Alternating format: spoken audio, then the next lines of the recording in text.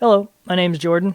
I did the music and the sound design for the Waking Nightmare series, and in this little video I'm going to show you how I created the sound in the melt episode when the sleep paralysis figure starts melting onto the dreamer.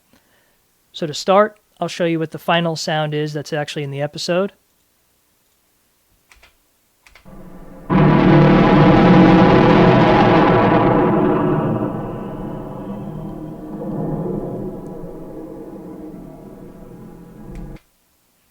And now I'll have you listen to the original source audio, the sound that actually came from.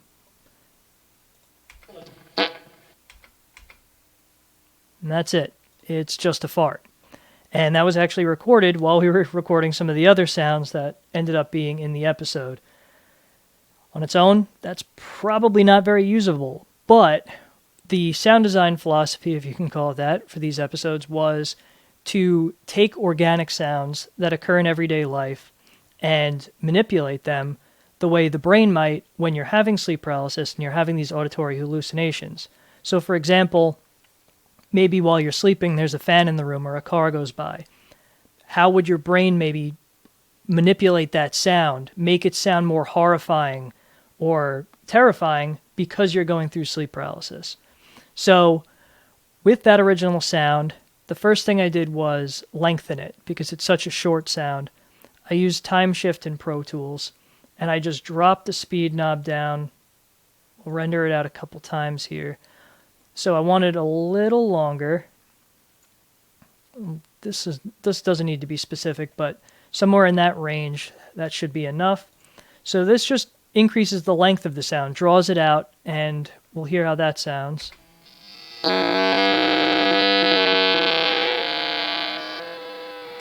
Still weird, gross, but not really what we're looking for.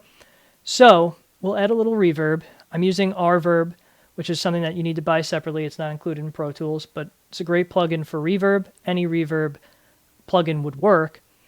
I'm going to add more space with that, and I'm going to add a little more low end with RBass, which is a plugin I really love. It's easy to use, and it's going to kind of give us a little more low end. Then I'm going to use the 7-band EQ in Pro Tools. I'm only really using one band here though, and this is going to give it a little more presence. So let's hear where we're at so far.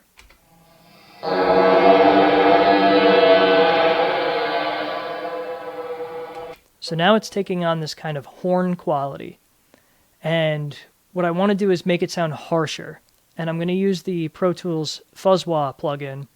I'm just using the fuzz side to give it a little harshness, a little distortion.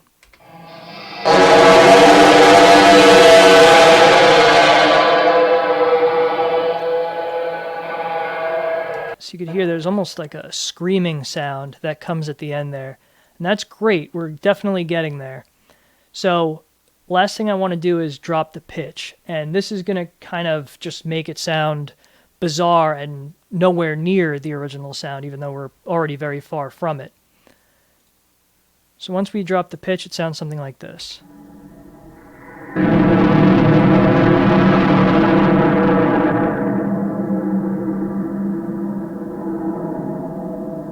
And that's pretty close. So you notice here I have the coarse knob automated.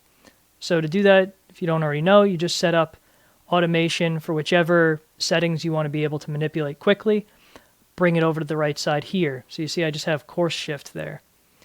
This will allow you to kind of draw in your own pitch changes. So this will be our starting line, and maybe about halfway through we'll go up a semitone or whatever, come back down, come back to the original.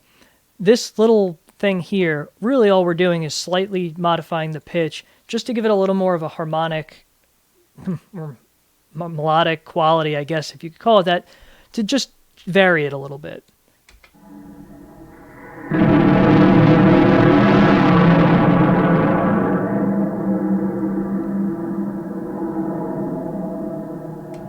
And with that, you could just tweak it as you like. This was a little more dramatic than what I ended up using in the episode, but that's pretty much it. And like I said, nothing's an exact science, so this is all just trial and error. Come up with the sound you like, and enjoy manipulating the sounds of your farts. I hope this was somewhat valuable to someone out there, but it's definitely fun. You could do this with any sound, and I think it really opens up a whole infinite amount of possibilities, honestly, with the kind of sounds you can create. Thanks for watching, and take care.